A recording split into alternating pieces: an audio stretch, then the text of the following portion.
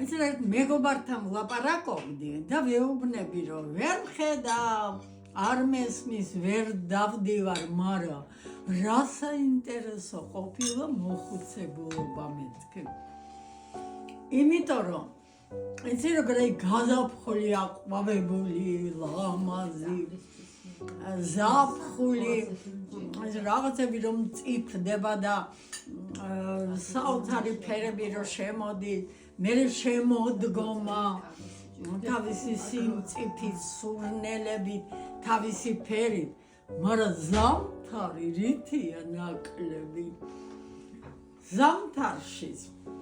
თურმე იმდენი საინტერესო რამეა ხო თუნდაც თოვლი თუნდაც არ მოდის რო ცივა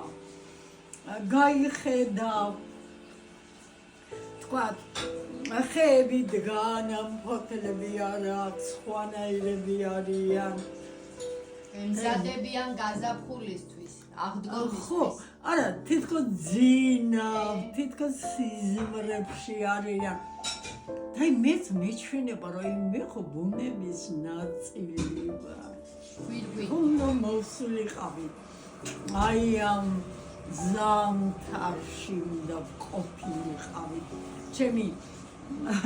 მოხუცებულობა მეჩვენება რომ ეს არის ჩემი ზამთარი საინტერესო და თანაც თეთროგორ აი 2 წლის წინ რადიოს უსმენდი ერთმა ცნობილმა პიანისტმა ევროპელმა უნგვარი არ მახსოვს თქვა რომ 75 წლისამ თქვა რომ თურმე ცხოვრება ეხლა იწყებაო ამიტომ ადამიანის ცხოვრება ისეთი საინტერესოა ბავშვობაშიც სიხმაწვილეშიც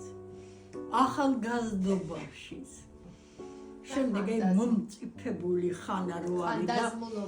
რაღაც შემოქმედებითი შრომის შედეგში რო ხარ